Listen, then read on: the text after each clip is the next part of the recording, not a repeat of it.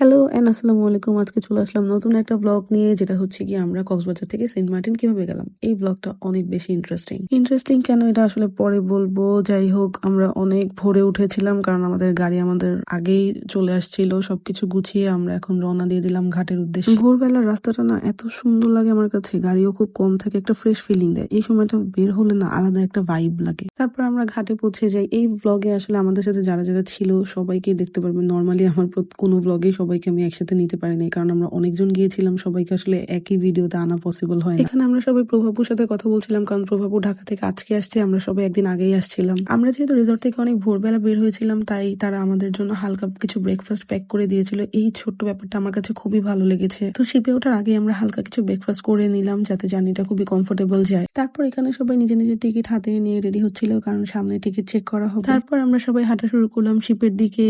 এখানে আমাদের ticket check করা হলো, কিন্তু এখানে আমার পানির বোতলটা রেখে দিল। কেন রেখে দিল? বললো শিপে নাকি পানির বোতল নিয়ে ওঠা যাবে। এখন আমরা চলে যাচ্ছি শিপে ওঠার জন্য। আমার না সেন্ট মার্টিন যাওয়াটা খুবই পছন্দ, কিন্তু যাওয়ার সিস্টেমটা একদমই পছন্দ না। এই যে ওঠার সময়ও অনেক ঝামেলা, নামার সময় অনেক ঝামেলা। 2-3টা শিপ পাড়ি দিয়ে আমাদের শিপে যেতে হবে, কারণ হচ্ছে আমাদের শিপটা ওখানেই আছে। তো এটা একবার ওঠো একবার নামো, মানে একটা পেইন আমার কাছে এটা লাগে। যাই হোক, ফাইনালি আমরা আমাদের শিপে চলে এসেছি। আচ্ছা, আমাদের শিপটার নাম ছিল হচ্ছে ক্যারি ক্রুজ অ্যান্ড ডাইন। এটার মেবি টিকিট অপশন ছিল 3টা। আমরা নিয়েছিলাম ভিআইপি টিকিট, যেটা মেবি নাম ছিল পার্ল লাউঞ্জ হবে, যেটার আপ ডাউন ভাড়া ছিল 5K। শিপের ভেতরটা আমার কাছে খুবই ভালো লেগেছিল, খুব ওয়েল মেনটেন। আর আমরা যেদিন গিয়েছিলাম সেদিন মানুষও খুব কম ছিল। শিপে উঠে একটা কফি নিয়ে নিলাম, তাদের কফিটা আমার খুবই ভালো লেগেছে। আমি মনে হয় শিপ জার্নিতে তাদের 3 থেকে 4 কাপ কফি খেয়েছি। যাই হোক, এখানে সবাই নিজের মতো করে বিজি। কেউ হচ্ছে ড্রামা দেখছে, কেউ মোবাইল চালাচ্ছে, কেউ হচ্ছে গিয়ে ঘুমাচ্ছে, কেউ নিজের ছবি এডিট করছে, কেউ নিজের ফ্যামিলি নিয়ে বিজি, আর কিছু মানুষ শুধু সমুদ্রটা এনজয় করছে। আচ্ছা, এখানে আমার ক্ষুধা লেগে যায়, তাই আমি শিপ থেকে হচ্ছে একটা খিচুড়ি